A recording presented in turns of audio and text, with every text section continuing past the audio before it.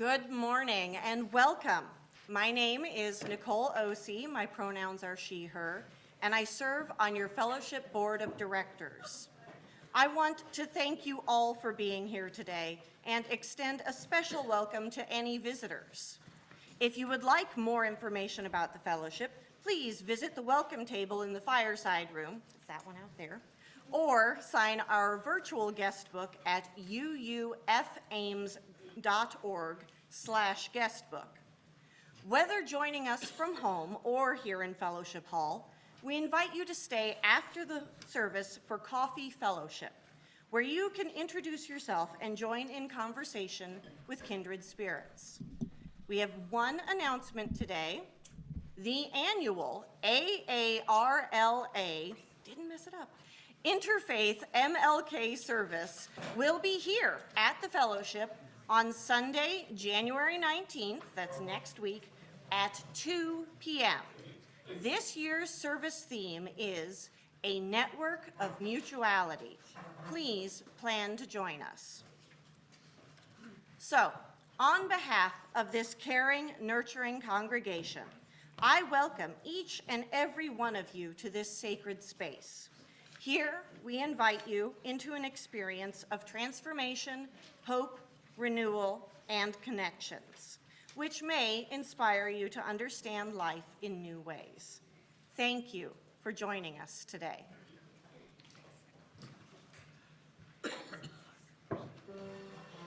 I love you to the bone.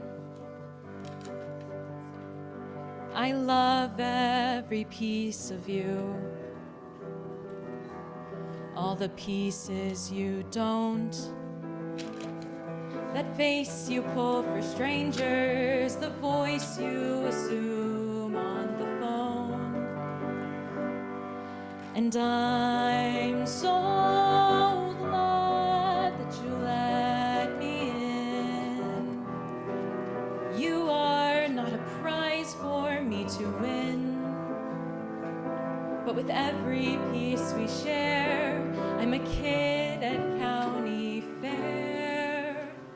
And you are the giant teddy bear.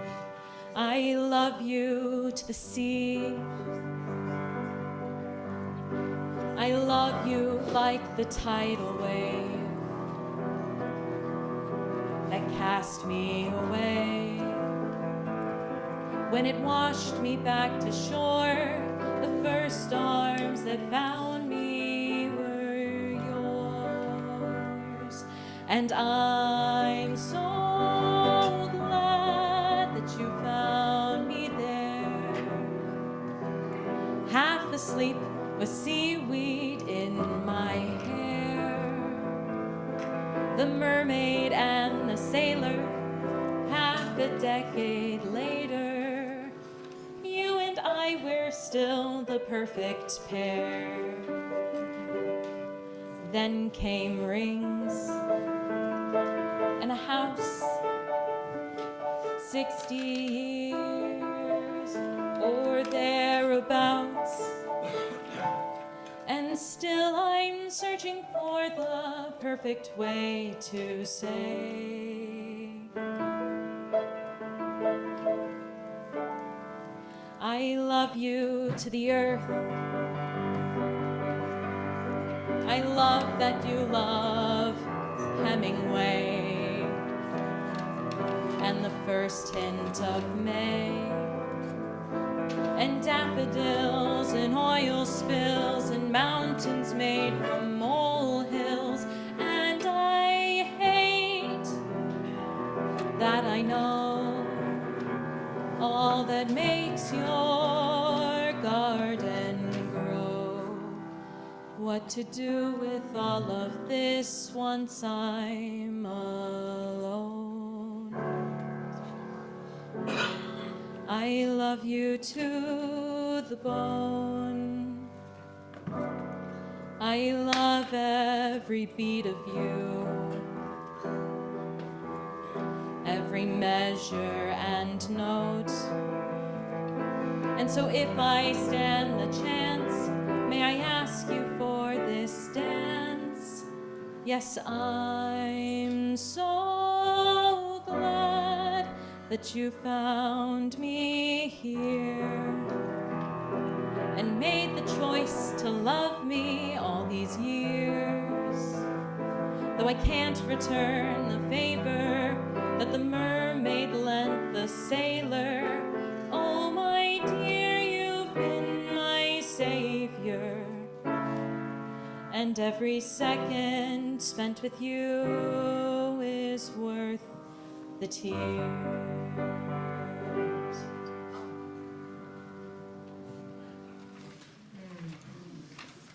Thank you, Max.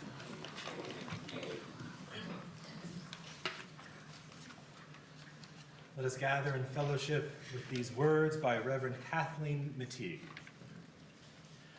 We come together this morning to remind one another to rest for a moment on the forming edge of our lives, to resist the headlong tumble into the next moment until we claim for ourselves awareness and gratitude. Taking time to look into one another's faces and see their communion, the reflection of our own eyes. This community of laughter and silence, memory and hope is hallowed by our presence together. Please join me in saying these words as we light our chalice. In a world where hope is hard to find, we light this chalice, a sign of our shared commitment to love, generosity, courage, and compassion. May we be a beacon to each other and our communities within and beyond these walls. Please rise in body or spirit and sing hymn number 6, Just as Long as I Have Breath.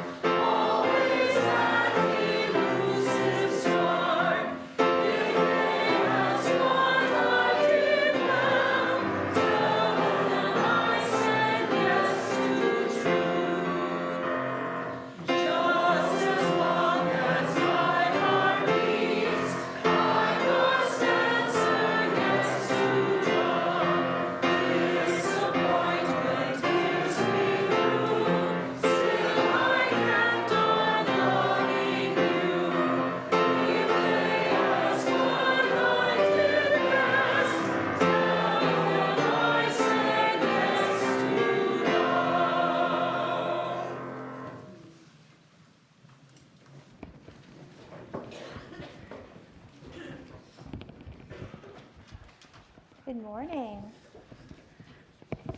So some of you guys were here last week for Children's Chapel. Do you remember what mythical being we learned about? Sankofa bird, that's right. And what special power did the Sankofa bird have? Remembering its past, right? Either its own or its ancestors while looking forward. And it did that to help it learn. And we made journals, right? So we could, and we talked about writing our own story and being.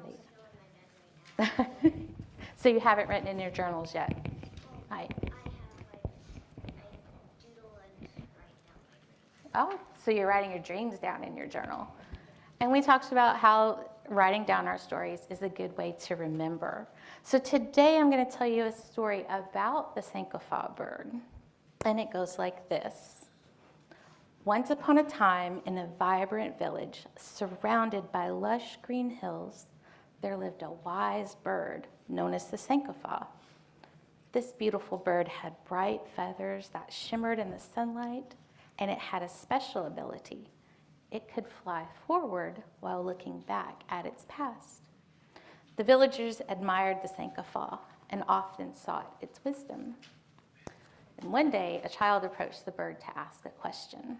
You see, the child had been feeling confused about their future and who they were becoming, and worried about the choices they might make.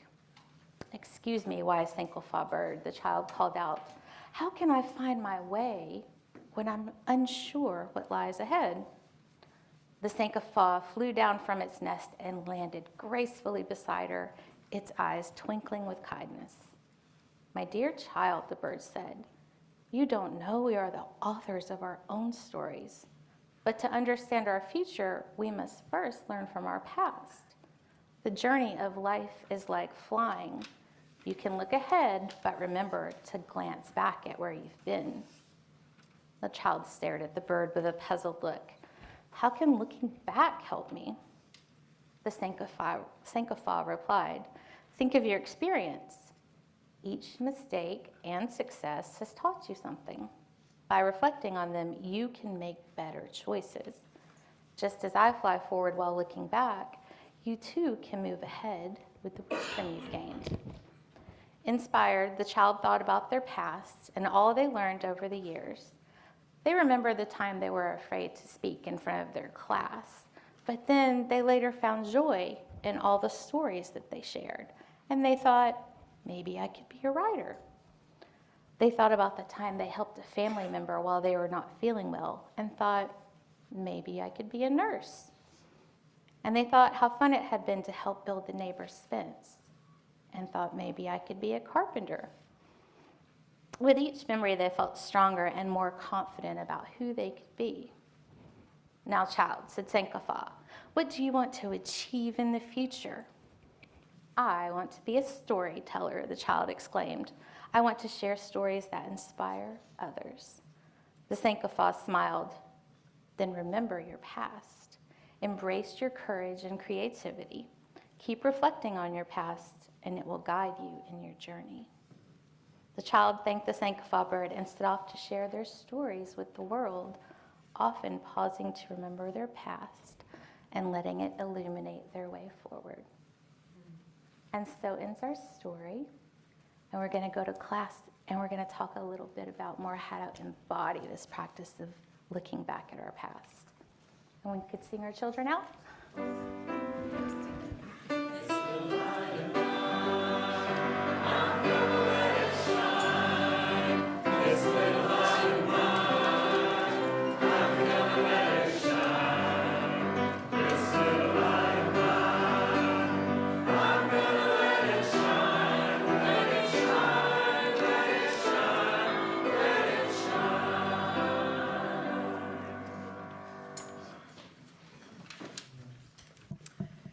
Well, we will now give and receive our offering this morning.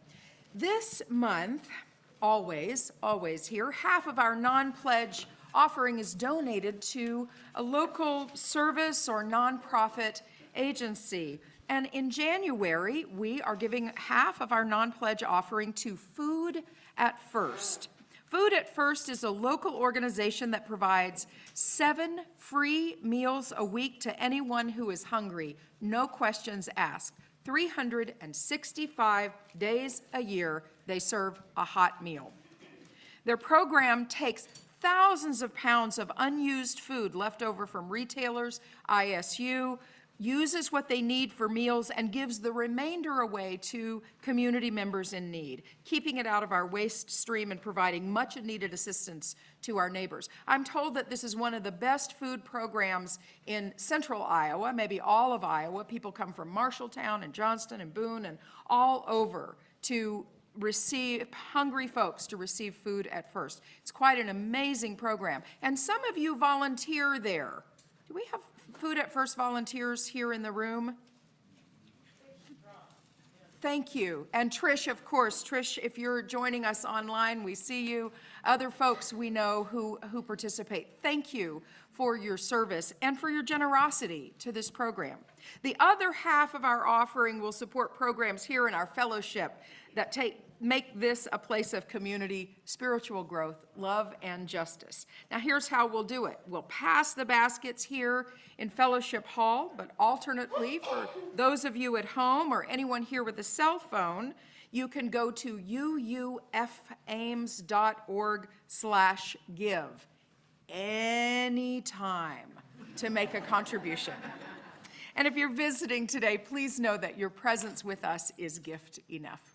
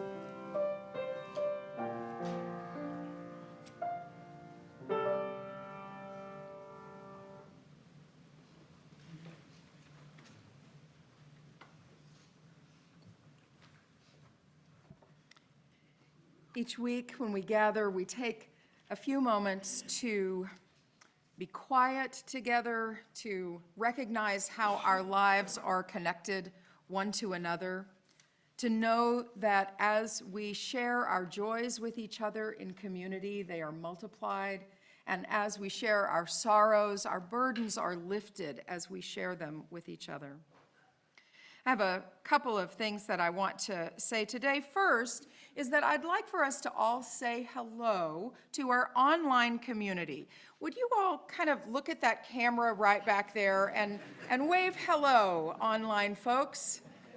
We imagine you're waving back at us, and we are creating this community all together. Tech team, I could have given you a moment for that. Were we able to see that? Should we do it again? We should do it. We should do it again. This is joy. This is joy. We're all together in this. Thank you. I want to follow up with the details of our beloved late Roger Berger's memorial service. Roger died last Saturday, and his memorial will be held on Saturday, February 15th at 10 a.m. at the ISU Alumni Center. You don't have to remember that right now. It will come out in the weekly newsletter. You'll see it a few times, and we'd love to see you there on Saturday, February 15th. Kay is here with us today, and Kay, our thoughts are with you, and so many people sending you love and support during this time. Thank you very much for that. I want to say a word about the people in Southern California who are displaced because of these horrific and growing wildfires. The usual rains that come have not come in the ways that they usually do, and the Santa Ana winds are blowing and they're increasing these fires. The stories of climate change are real and current and now, and we hold in our hearts the people who are displaced, who mourn. We hold in our hearts the people who are caught in the grip of addiction or in mental health crises, who are holding on the best they can in troubling times. And we celebrate with all who have small and large victories today, perhaps getting out of bed this morning with a little victory. We got here, that's a victory. For those who are here, for those who are home, that you are able to be present with us via technology, that's a little victory, and we celebrate all of those. Let's create some quiet space together and say names into our shared presence of those we are particularly holding on our hearts today. Sophia.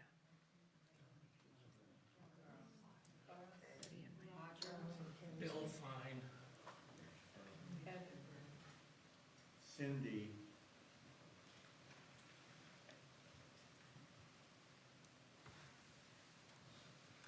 For all the names spoken and unspoken, we expand our heart and our consciousness to hold us all in this family, this community, this humanity that we share. Let's sing together.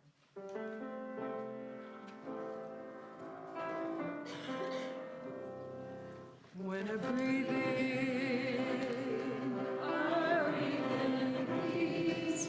When I breathe out, I'll breathe out love. When I breathe in, I'll breathe in peace. When I breathe out, I'll breathe out love.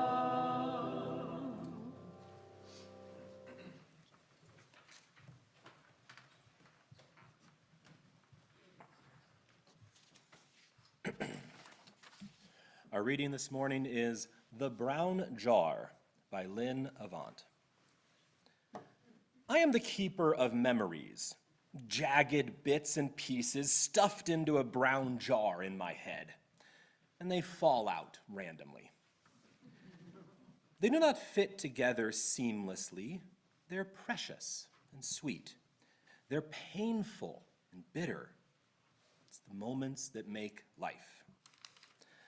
Memories tumble around endlessly, smells of campfires and Christmas mornings, sounds of familiar music in a foreign land, tastes of spring, the feel of a newborn child. I remember perfectly the day that I bought this cup, the day that she gave me this gift, the day that he drove away for the last time. Oh, the honeyed faces, memories of love and laughter, the cherished voices that echo, and the sharp sting of remorse.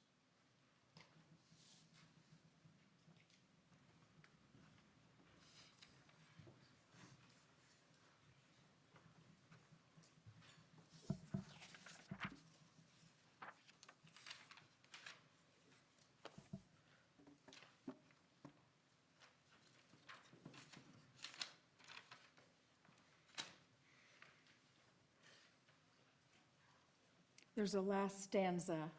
I'm going to share it. The sharp sting of remorse. As they fall into my mind unbidden, I pick each one up, study it, caress it, return it to the brown jar, and carefully leave the lid propped open. Our own Lynn Avant, this past Thursday night at our Creativity Matters group read this poem for us, and I said, oh, we need that on Sunday morning. Thank you.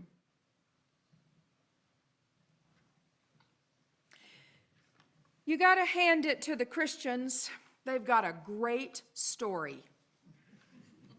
It's been called the greatest story ever told, and whether it is an article of faith for us or not, it is a compelling narrative. Incorporating legends and myths of the day, the ancient story of the Hebrew people with their covenant with the God of their understanding. This story incorporates these wonderful elements, these magical pieces that capture us in a narrative. The virgin birth, the lowly beginnings, the escape to Egypt from the dangerous Roman Empire, the return of the teacher who attracted followers and did amazing feats to feed the people and gather the people in.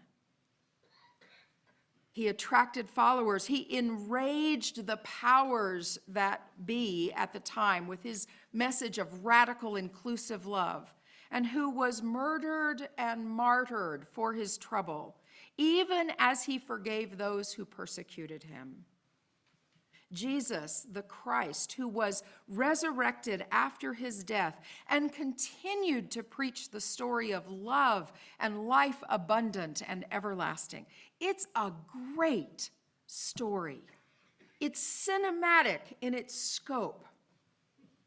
It's heroic. It falls among those heroic tales, the hero's journey. As you've heard, I grew up in a fundamentalist Christian congregation, and I eventually found this story oppressive. But once I was able to hear it as a great story, as a legend, as a myth, akin to the Greek myths, which I had no need to believe were factual, once I was able to encounter it that way, I was able to enter it again with curiosity and joy, rather than the need to affirm it as factual, as historical. You may sometimes be asked, as I am, what it is that Unitarian Universalists believe. What's our story? Well, we don't have a story that good. Maybe. Do you have an elevator speech when somebody asks you about Unitarian? Mine is this. Here's what I say. When somebody says, what do Unitarian Universalists believe? I say, we think it's more important how we behave with each other and in the world than what we say we believe. We practice covenant. How are we together? What promises do we make to each other and our fellow humans, rather than a narrative that we affirm? It's not an especially satisfying answer, but it's the one that I have, and it turns the conversation to behavior rather than adherence to a story or a belief. Some of us here may have a stronger connection to traditional religious stories, whether the Christian story or the Jewish story or any other world religion story. And some of us here may see those stories as examples or calls to justice rather than, yes, gospel truth. As Unitarian Universalists, I think we affirm methodologies more than narrative, especially the methodologies of science and empirical truth. How do we know what we think we know? And what science teaches us is that we never know for sure and certain for all time, right? It's more about the method of exploration and testing what we think we know, and how does what we know help us navigate our way in the world and behave better in the world. At the same time, we use reason and experience and relationship to each other and among each other and the world, to understand our world. As our theme this month is the practice of story, I've been seeing stories everywhere and making notes of how they illuminate our lives. Some stories are ready to be told right away, and some not ready to be told right away. I had a conversation last night about a story that's a really good one, not quite ready to be told. When I say that stories are our fruit, I'm calling on the work of psychologist Robert Brooks, and he says this about creativity. Creativity is an innate human quality that allows us to transcend boundaries and express our thoughts and emotions and ideas in innovative ways. It's the driving force behind art and music, literature, science, all technological advancements. Our creative capacity enables us to imagine new possibilities, to solve complex problems, and bring forth beauty and meaning in the world. And through creativity, we find outlets for self-expression, for emotional release and personal growth. It's the spark that ignites our curiosity, encouraging us to explore the unknown and to push boundaries and to evolve as individuals and as society. Creativity is the engine of that. It's a celebration of our uniqueness and our ability to envision a better future. Close quote. So it's this quality, this creative quality, that we use to create narratives to make sense of our lives. Our narratives are our fruit. Sometimes it's bitter, sometimes it's sweet, sometimes it's oppressive and overripe. Sometimes it's not fully realized, it's underripe, our narratives. And sometimes we create narratives about our relationships that are untrue, that are too tart, or they're too seedy. But our creativity allows us to make sense, in fact, of the senseless, to strive for meaning so that we can navigate the world. We can use our stories to nourish us so we navigate the world without being paralyzed by it. Scientists and artists tell stories. Activists and parents tell stories. Athletes and politicians and teachers and senior citizens and children and civil servants and gardeners and animal lovers, we all tell stories to make sense of the world for ourselves, but also to relate to each other. Let me tell you my story, and you tell me yours. And we find common ground through our language, our fruit. Our language and our stories are our fruit. Researchers consider sense-making to be a deep, fundamental motivation for human beings. That is, we strive to make sense of the events around us, our actions, other people's actions and circumstances. If we don't, it's this continual mental activity that we're doing, making sense, that tries to interpret everything we have already experienced in ways that we can accept or believe. We have this brown jar of memories, and we take a piece out. It falls out unbidden. And we use all of our sense-making to make sense of it. And we turn it around. We may turn that memory around and around like a jewel and get a new facet of it, that story that's been with us for so long.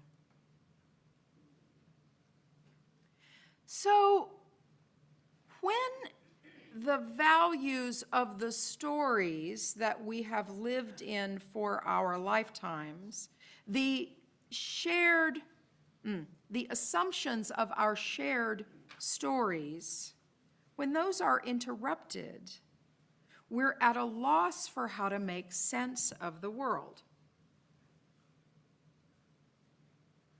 Our shared values here, justice, equity, compassion, courage, inclusion, diversity, curiosity, generosity, these values that we believe, this is what we believe, these values that we believe make the world a better place. And if we can build more of these values, the world will be a better place. These values that we seek in the stories that we tell about ourselves and each other seem to have been replaced by other values. Those values were always present, but now they're louder, we think. Greed and power, exclusion, ignorance, indifference, apathy, malice. Say more. More of these values that hatefulness, meanness. My grandmother said that's just meanness. We feel anxious because the world doesn't make sense any longer. We're trying to tell a story, and these values don't fit in the story. So this is when we must dig deep into our creativity toolkit and both look for and tell stories of resilience in the face of evil, beauty in the face of destruction, grandeur in the face of malice, to make sense of our present reality. And it takes practice to do this. This is not easy. It takes practice. It takes taking our head out of the sand. It takes saying, yes, I've nursed my wounds. Now I got to get back in the work. There are two stories from Africa that have been on my mind this week. This is one. The Nigerian writer Chimamanda Ngozi Adichie offered a TED Talk several years ago called The Danger of a Single Story. And she said this: I was 19 when I left Nigeria to go to university in the United States. My American roommate was shocked by me. She asked me where I had learned to speak English so well and was confused when I said that Nigeria happened to have English as its official language. She asked if she could listen to what she called my tribal music and was consequently very disappointed when I produced my tape of Mariah Carey. She assumed I didn't know how to use a stove. What struck me was this: she had felt sorry for me even before she met me. Her default position toward me as an African, not Nigerian, Africa was the whole country, right, was a kind of patronizing, well-meaning pity. My roommate had a single story of Africa, a single story of catastrophe.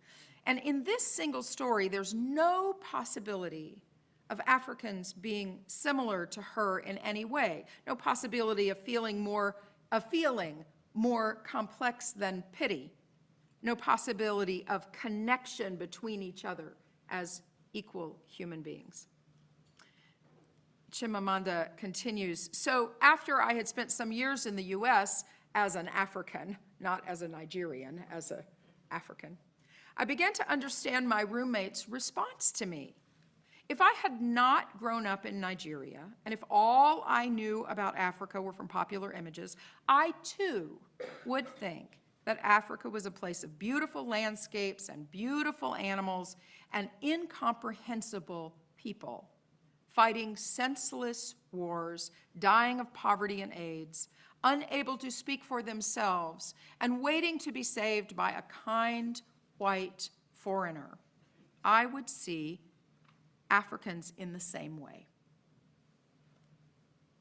Ms. Adichie's story cautions us to read more broadly, to encounter stories and writers and narrative sources that don't echo our own biases, to affirm the worth and dignity of every person, even those who don't share our educational resources or points of view. So here's another story that I heard that could track along the lines of that one, but I think it's very, very different. Perhaps you heard this story on Thursday morning also, if you listened to the state funeral for President Jimmy Carter. I can't get those images and stories out of my mind, and boy, do the Episcopalians know how to do a send-off. Wow. At the National Cathedral. Mr. Carter was animated by his Christianity. His belief that we are called to make the world better for each other through love and respect and acts of service, that we are ourselves elevated by the way that we elevate each other, that we are called forward to partner in the dignity of all our neighbors all around the world.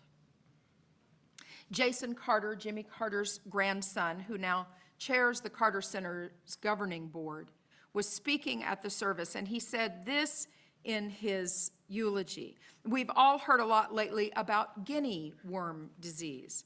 It's an ancient and debilitating disease of poverty, and that disease will have existed from the dawn of humanity until Jimmy Carter. When he started working on this disease, there were 3.5 million cases in the world. Last year, there were 14. And the thing that's remarkable is that this disease is not eliminated with medicine. It's eliminated essentially by neighbors talking to neighbors about how to collect water in the poorest and most marginalized villages in the world. And those neighbors truly were my grandfather's partners for the last 40 years. And as this disease has been eliminated in every village in Nigeria, every village in Sudan or Uganda, what's left behind in those tiny 600-person villages is an army of Jimmy and Rosalind Carters who have demonstrated their own power to change the world. Jason Carter continued, "This is the fundamental truth about my grandfather.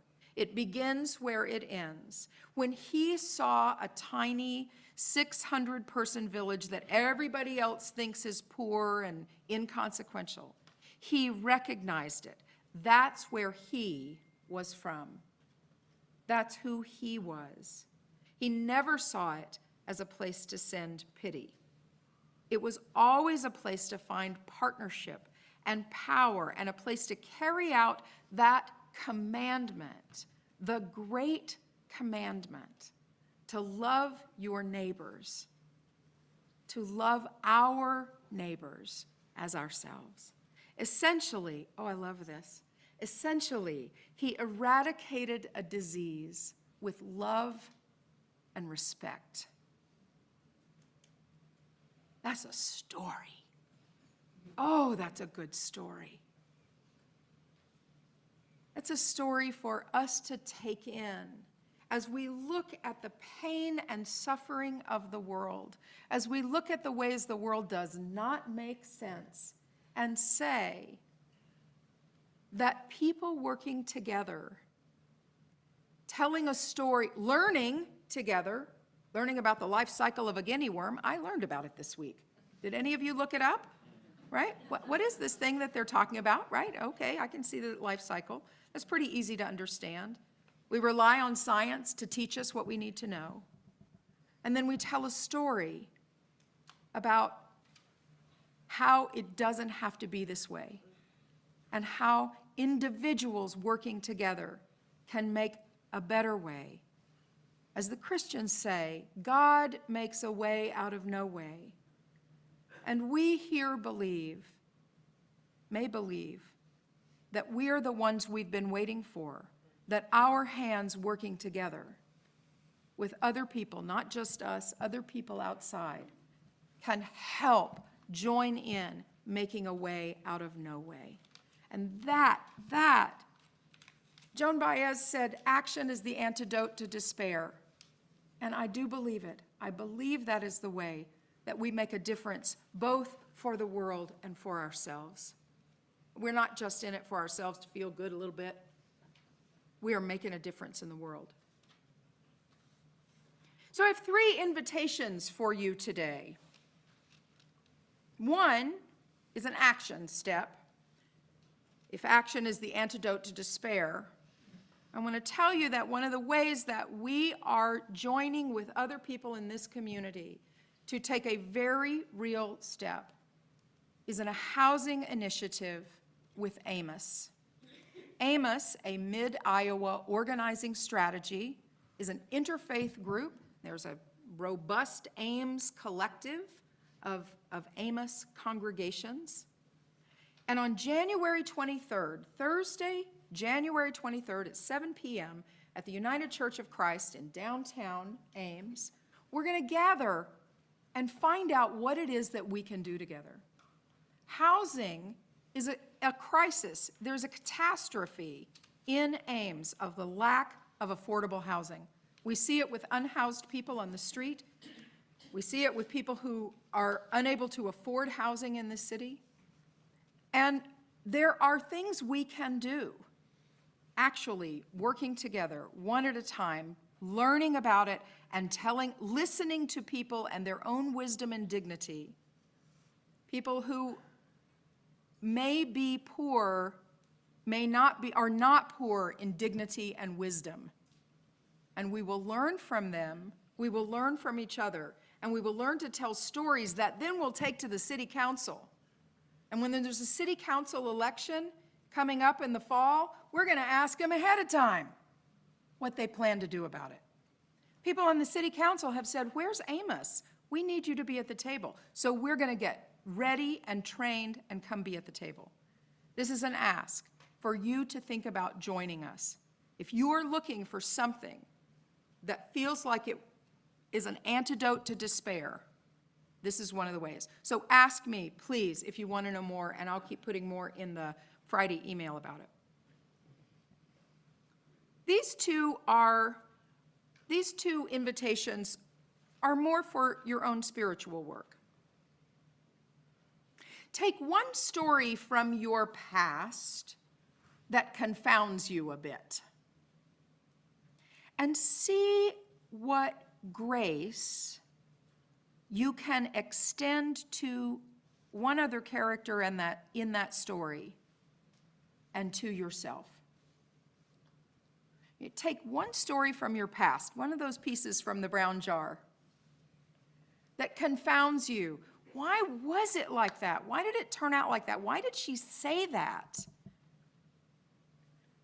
Take that story and retell it for yourself in a way that extends grace, either to yourself and or to another character in that story, and see how it changes. See how that story is different when you put it back in that jar of memories. And then the third invitation is to explore where you're getting your narratives from. Do you always read the same kind of fiction? Do you only listen to the same newscast? Are you only watching the same kind of television shows? I don't know. Where are you getting your stories? And what difference would it make in the way you understand and make sense of the world if you pushed the boundary of that just a little? I don't want you to make yourself sick listening to what you can't stand.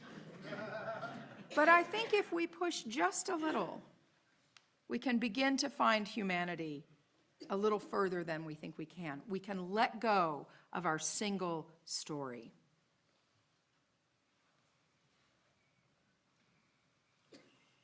These stories fall unbidden into us, into and out of our minds. We pick each one up, we study it, we caress it, and we return it to our brown jar, our jar of memories, and carefully leave the lid propped open. May all our memories be for a blessing. May it be so, and amen. So let's sing together. Answering the Call of Love is in our hymnal, and the lyrics will come up here. Please stand as you are able.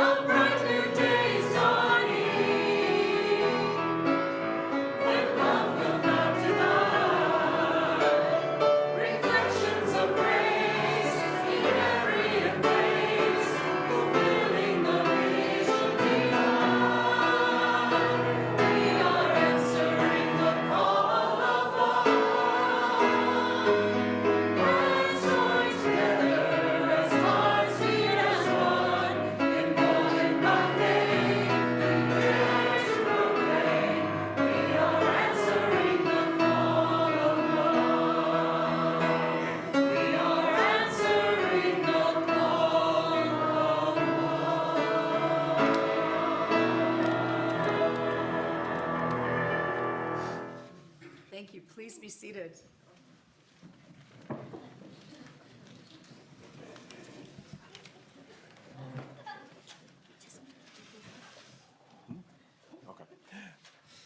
We shall extinguish our chalice by saying these words together.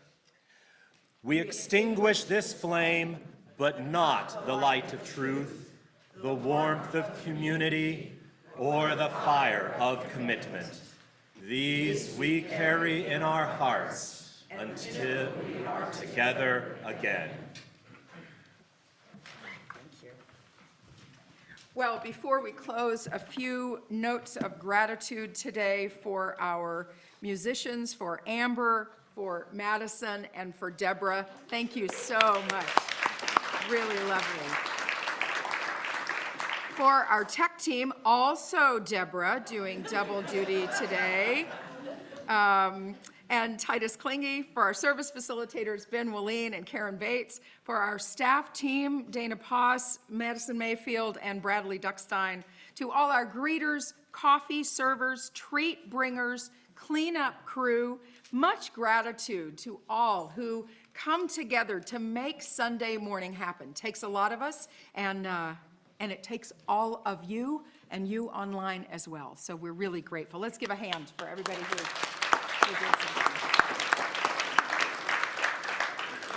Take courage, friends.